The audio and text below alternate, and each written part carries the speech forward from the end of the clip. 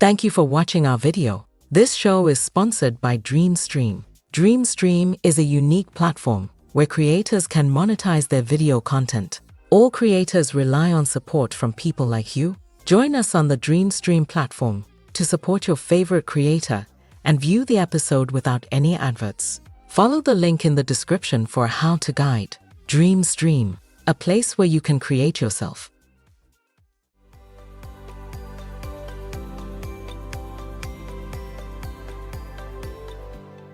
Hello and welcome to the Good Vibes Only show right here on DreamStream. I'm Kgoroeadira, and today I am joined by a remarkable woman who wears many hats, right? Amongst those many hats, she was Miss UN International in 2019. She is the founder of African Ambassador, and she's also the deputy of social cohesion in South Africa. I'm talking about Vinolia Mabele. How are you doing? I'm good, and you, Kathy? I'm doing great. Thank you for joining me. Pleasure. So before we get into our conversation, I want you to give my guests some context on who I'm with today, right? Who is Vinolia? Take us through your childhood, how things were for you as a young girl. You know, we need an entire day I know. to do that, right?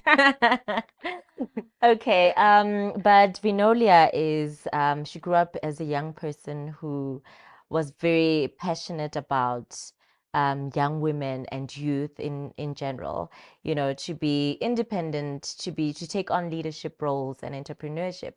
I don't know where it came from, don't even ask me, but I've always just been like that. You know, I remember in varsity, I studied at the Vaal University of Technology. I started this pageant called it was Face of Vaal at the time. And, you know, it grew, and the interest, and for me, it was just about entrepreneurship. I was like, you know what, I'm so tired of these pageants that are so narrow, that are only looking at girls that are tall and this particular way. I just want to break the stereotype, you know. We're going to invite everyone, short, big, everything, before this became a norm, you know. And we did that, and the interest was so amazing, to a point where even people from outside Val wanted to be a part of it. So it had to grow. It grew in 2016, I think. Yeah. We then went and launched the Face of Mzansi. Sure.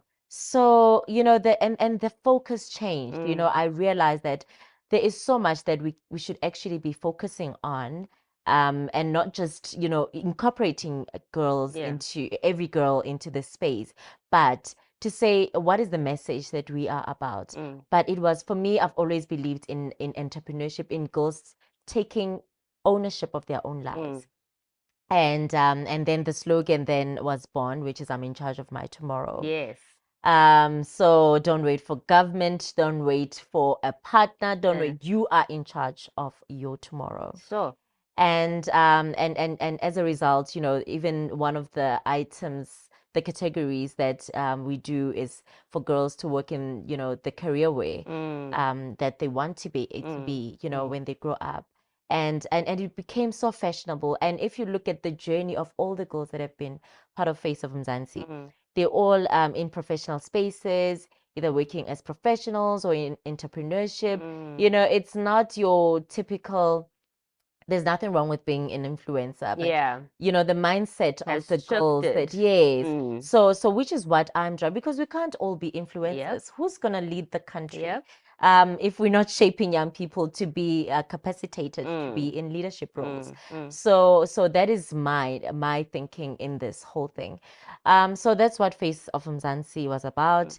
And that the boy child also became, you know, as something that we felt they need to be incorporated. And with our golf clinics, that's when we realized that we can actually involve the boys in this. So we use golf as our tool to empower, to give direction, because I'm a golfer. So, you know, when you learn golf, it's all about looking at the ball, don't look at the sides. And I'm like, this focus. Yes, There's you know, a level of focus. there's a level of focus, and the efficacy in golf is actually efficacy that we need in life. that wherever you're going, just focus on where you're going. Forget about the noise and what is happening around you, and you will actually get there. And be strategic. You know, when you hit the ball, you need to be strategic. Yeah. That I'm hitting in that direction, but I actually wanted to go there. Yes. You know, so we use golf as one of our major tools to shape and capacitate young people. So that's where it came from. And of course, I then participated in Miss Africa, because I grew up also doing pageants. I Yes. was Miss VUT at some point. I was Miss Yay. Tinkerbell. Yay. I was Miss Tin Gauteng SA, you know. So I then went to try out Miss Africa, and I won, and I was given the opportunity to travel to Canada, where I represented the country and the continent. So in Canada, participated, and wow, I won the Miss UN International. That was in 2019. So I brought the title back home. And traveling also opens you up. And that's where the idea of African ambassador came about, because I saw how, you know, internationals are so excited about the brand Africa, brand South Africa. And I realized that, you know, young people in our country or in Africa are not aware of that. They don't see how we can actually convert our culture and heritage into revenue, how we can amplify and make and actually promote tourism, you know. So that's when I realized that, you know, we need to, as young people, we also need to focus our attention on the Agenda 2063, the Africa that we want, and we need to take the narrative of how we want to shape that. And that's when African ambassador came about. Remember Africa Day? Yes.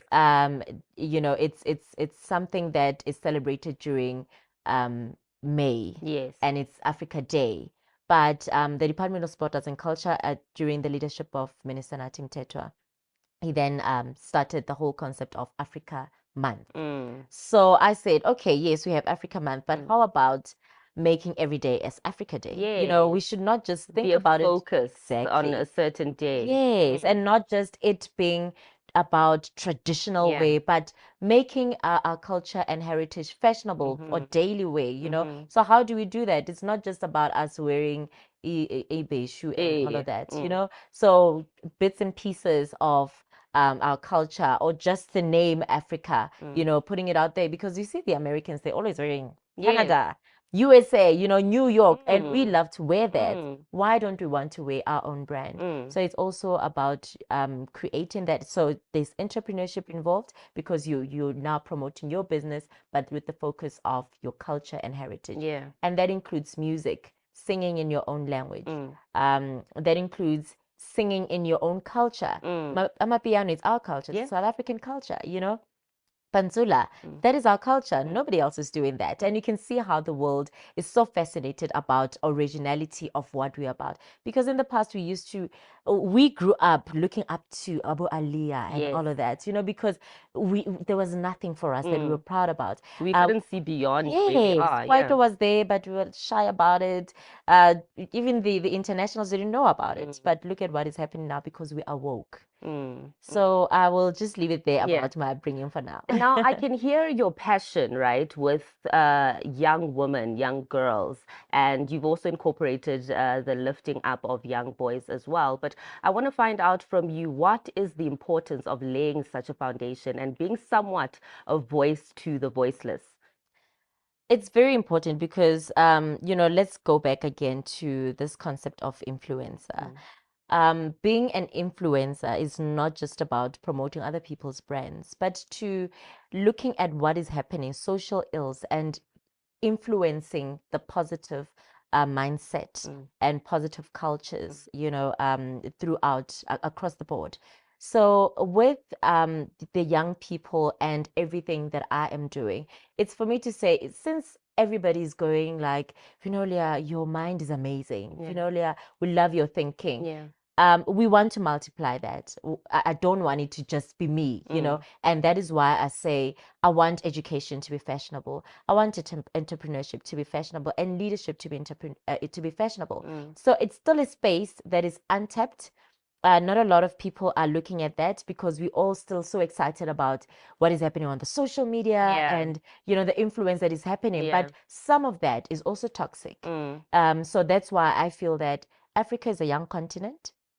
It's a youthful continent, and that is why the Western countries and European countries are coming here to exploit the market because they know that there's a lot of room for growth. And as Africans, we should also take advantage of that and populate and exploit as much as we can. Because when you go to America and you try to make it there, it's difficult. It's hard. Yes, because they've already exhausted. The market is saturated. So we need, instead of wanting to even go abroad, start in our own continent because it's a market that is untapped. And as young people, we are the leaders of tomorrow. So that's why my focus is on young people, because young people and boy and girl children are the leaders and they are the future of what Africa should be. Now, in speaking of empowering the young children and your women, you've obviously established many initiatives to that, but you've often spoken about how you want women to move away from relying on a man for certain opportunities. How can we then begin to eradicate such systems that have brought such things to a norm in our country?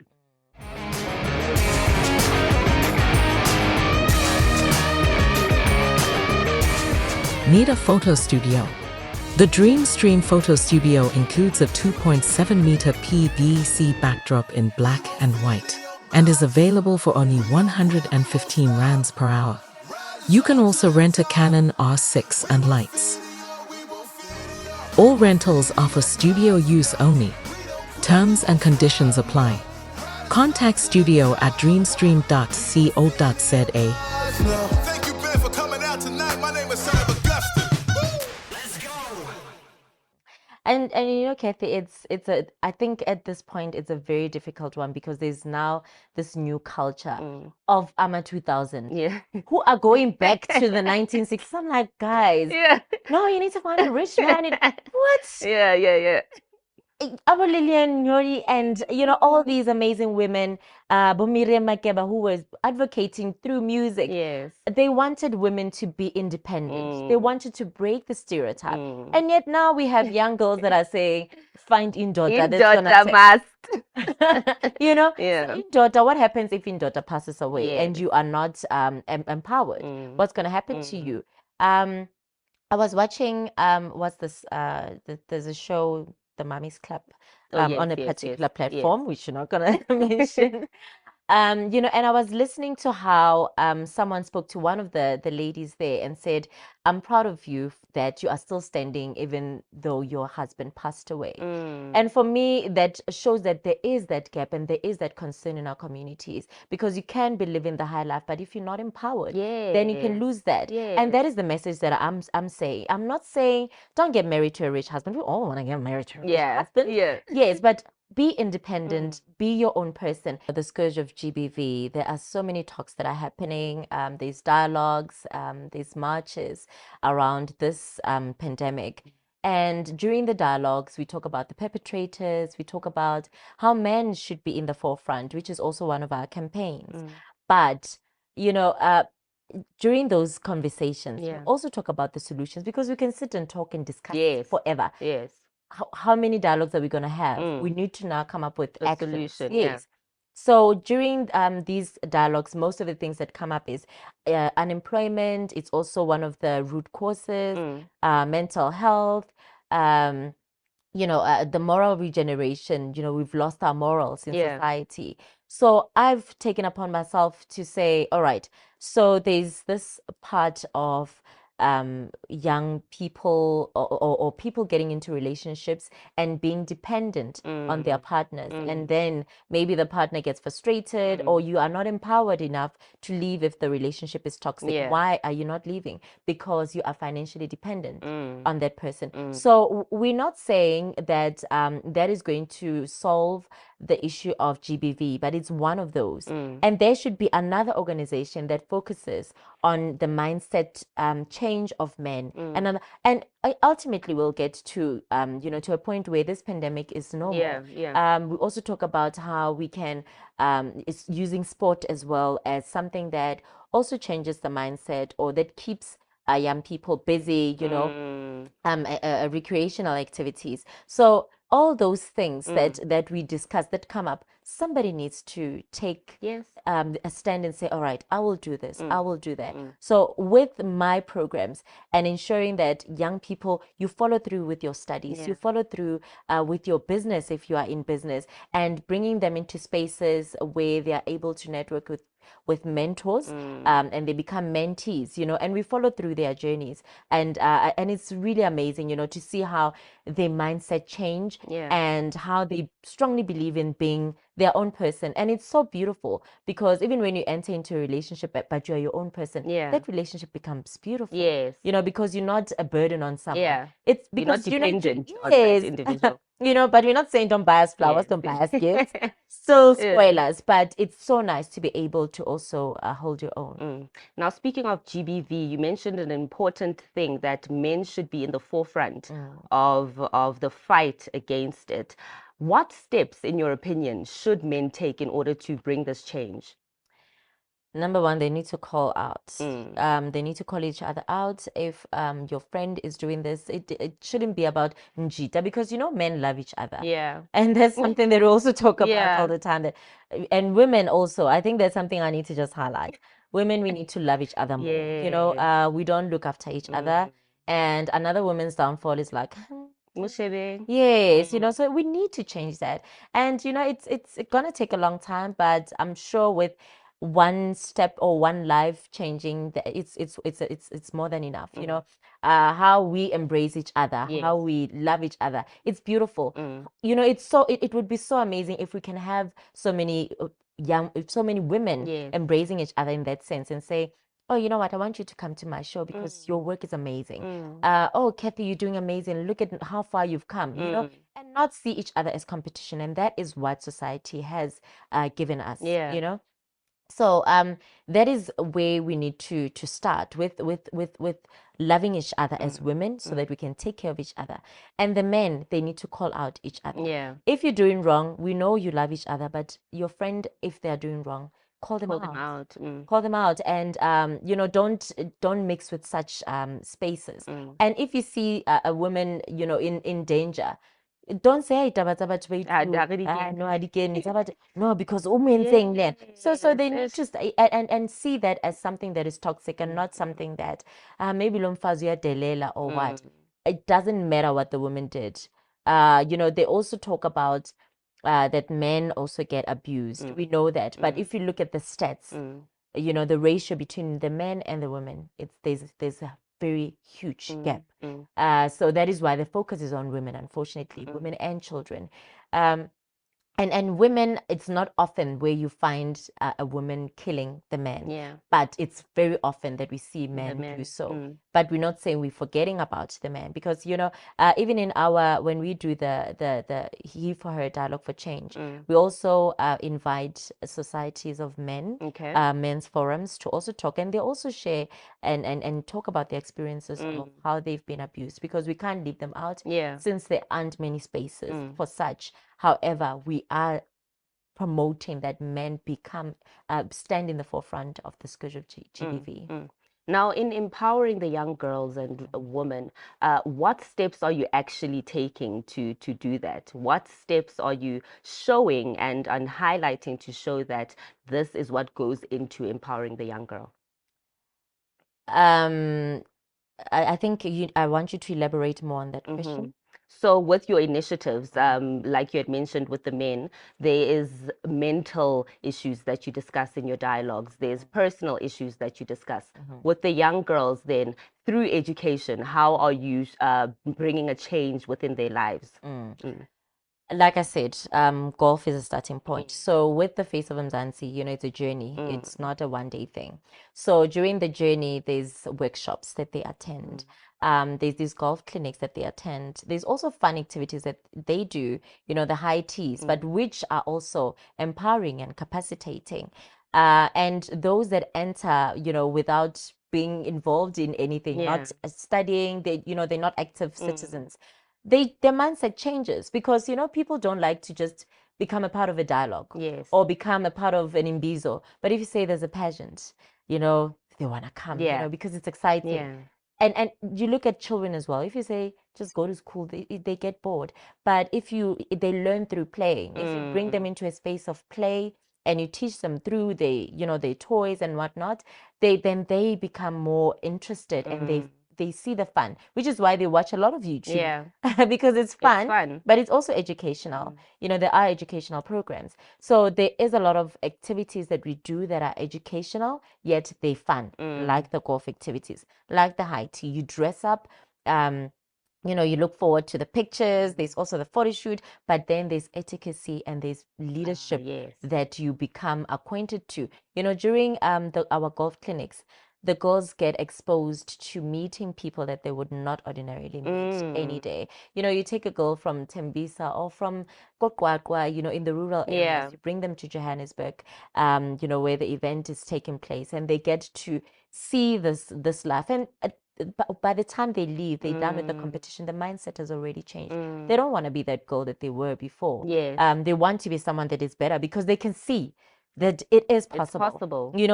They've touched a golf club. You're like, oh, I didn't think that this sport was actually, and the reason why I was very particular about golf is because it's always been a white man's sport. It's a space where even today we're still trying to get a lot of young people, black people, into that space because it's an amazing space and there's a lot of money in that.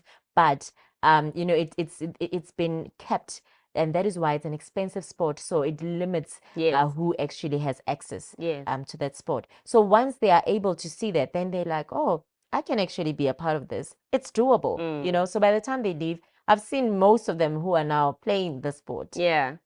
I've seen most of them who are now, trying to get into spaces of government, of leadership, of entrepreneurship. There's one that I actually met in one of my at the building where I've got an office, and she's doing training there, and I was very excited. Nice. So you can see how their mindset changes and how they want to better their lives after that. Now, you're the deputy chairperson of social cohesion in South Africa. What does that entail? What does that mean?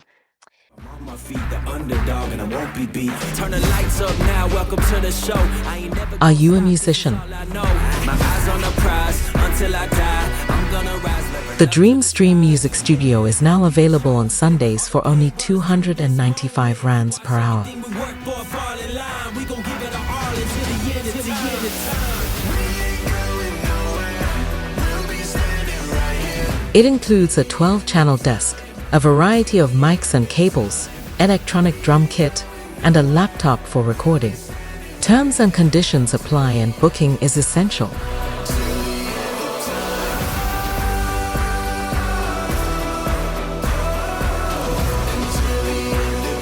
Contact studio at dreamstream.co.za for a site visit.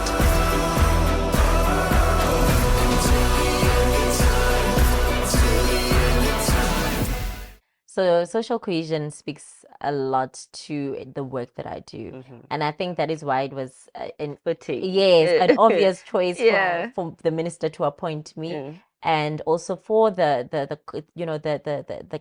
cluster to also nominate me as deputy chair, because of the work that I do and the leadership that I am I'm possessing in my space.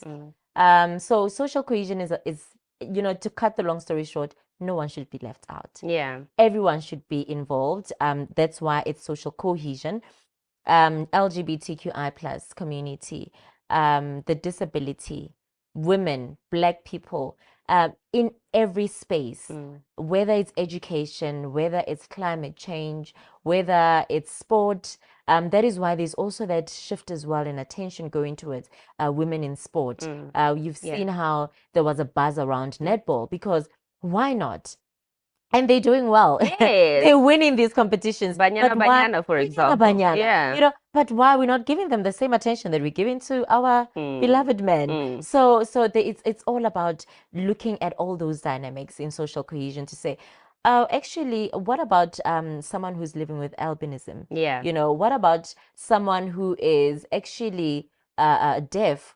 This movie is not accommodating them. yeah. You know, how about you incorporate? So it's all about making sure that everyone Is in our included. country is included, and it's not just our country, but even the United Nations is also big on social cohesion. I was watching TV the other day and I bumped into my lady sitting next to me. So you're also an actor. Yes, I Tell us a am. bit about that part of your life. So acting, you know, when you're an artist, you'll forever be You're a all thespian. round. No matter where you can go, it'll always follow you, and it's a passion. So I started actually in 2010. I did TV commercials. You know, that was a big time for artists. I was a part of the World Cup um, campaign. So it was really fun, you know, and at the time I didn't even, because I was a child, you know, I didn't even care about the you didn't money think and much of it. everything. Yes. So the love grew. In 2014, one of the directors that I worked with was like, you know, you are such an amazing talent. I've got this show and I want you to be a lead actress on that, because I did work with them on another production on ETV. And that's when I shot Call Center, the Yeah. film. And that was really great. From there, the rest is history. I've just been on a lot of productions.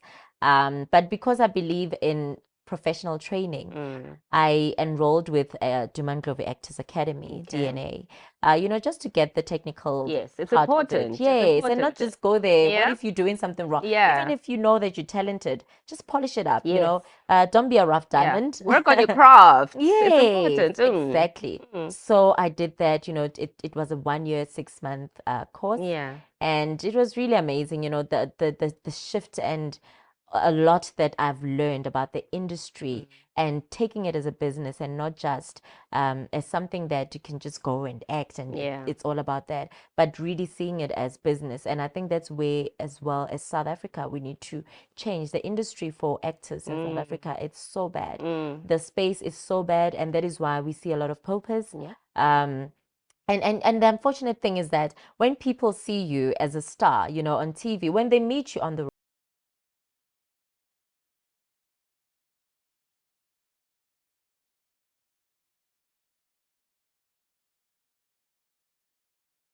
talent, which is really sad. And I really hope that, you know, the status quo will change one day. And because, I mean, the reason why we have the Minister of Sport, Arts and Culture, Exactly. it's so that they can change such things. And I know that there's a lot of work that is going into it, but there should be more. Yeah. There should be more. Are there other things that you may be looking into in the industry to get into?